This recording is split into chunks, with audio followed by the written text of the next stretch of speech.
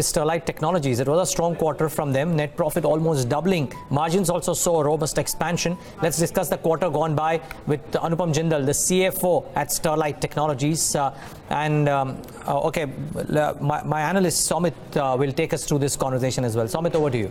Thank you, Neeraj. So, Mr. Jindal, your margins have expanded not only compared to last year, but also compared to last quarter. So, what has aided this margin expansion for the company? Yeah, so our margins have got better over the years, primarily because of operating leverage. One of our facility was underutilized to the extent of about 40 to 50% in last year, which has got better utilized with the better margin, with the better demand coming in from overseas market. So the cable facility has got now 90% utilization. So that is one of the major contributor to the margin expansion. Another expansion reason is that our new products portfolio, which we have developed over a period of time, that is also helping us getting better. Internal efficiencies, which we continue to work on our cost front. That's again another reason for our margin expansion, and coupled with some of the pricing improvement which we have seen in last few quarters, which is getting translated into our order book, overall realization getting better over the period.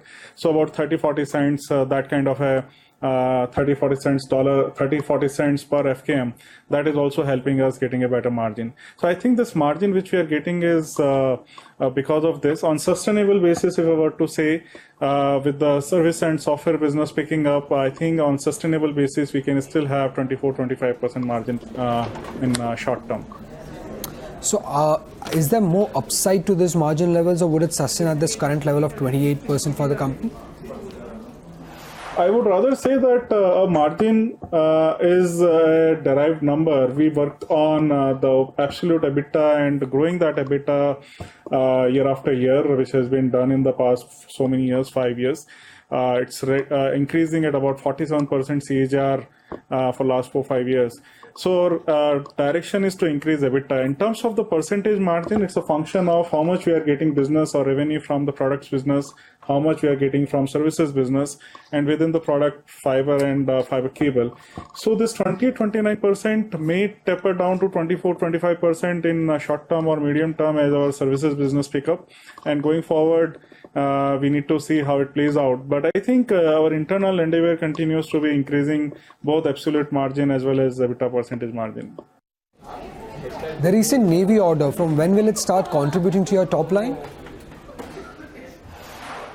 Yeah, so just to clarify, that Navy order is still at advanced purchase order stage, which is just one step prior to the formal purchase order. There are certain tests and other formalities which we need to fill in. We are expecting this formal purchase order to come in next 1 or 2 months, depending on how we progress on those things. But very hopeful that in this quarter, that is quarter 2, we'll be able to receive. And once we get it, we'll start working on it. It's a large order, 3,500 crore, including 900 crore of AMC, which will run for about 8 to 9 years. So even this 2,600 crore of execution will happen over next 2 financial years, including current year as well as FY20. So this is going to pan out in these 2 financial years.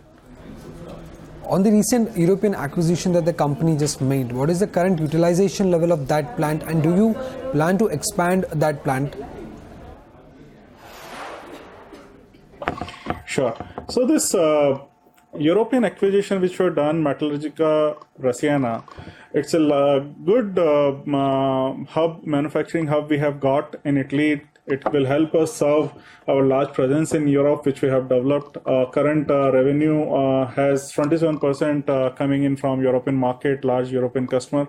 So this company will help serve those customers better, closer, and it will also provide us access to those customers which we don't have in Italy and surrounding areas. In terms of the capacity utilization, they are currently at about 60 to 70% of their capacity on optical fiber cable side, which we expect to increase in a short term to about 100% at 3 million. And then we also see an opportunity to increase that capacity to 5 million in short term, and maybe further high depending on how we pan out, because our European market continues to show a very robust growth It has shown good growth, and we also have a large portion of order book consisting of our European orders.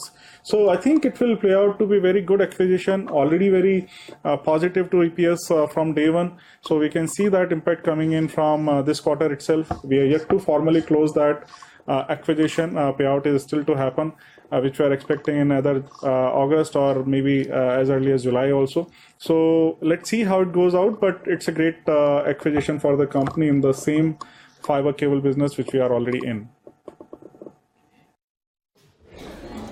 The possible acquisition that you just mentioned related to the European plant, how much capex would be required for this acquisition?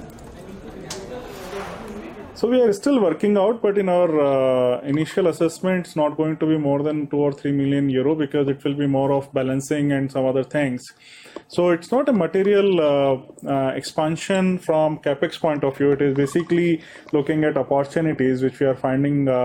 We did find something during our diligence process, so we will have to look at that. But we will come up with our number if at all the number is higher than that. But it's a quick fix opportunity which we see in this. At a larger level, we are assessing our overall cable capacity, including this newly added acquisition. And we will come up with an expansion plan on this also very shortly. Maybe in next 3 months' time, we'll come up with our expansion strategy on fiber cable side, looking at the kind of orders we are getting from all over the world. And what is Sterlite Tech's overall capital expenditure plan for financial year 2019? Yeah, so currently the overall capex, if you look at the largest capex we are running, is increasing the capacity of our fiber capacity from 30 million, which we have been operating at 100% for last 1 year, to 50 million. That was announced in April 2017, and we are already midway in that. Very well on track in terms of timeline. By June 2019, we had committed that it will be operational, and we see that happening as on today.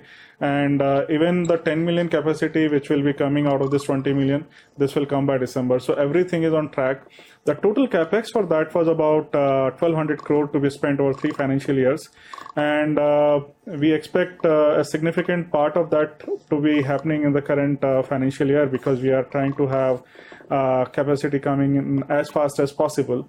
Apart from that, there are sustainable capex of about 60 to 70 crore per annum. So overall 1500 crore of capex to be spent over 18, 19 and 20. So that means in the current year we may have a significant capex. Apart from that, on the cable side, we don't have any capex approved as yet, but we will take that approval from the board in coming time and announce that when we do the final working.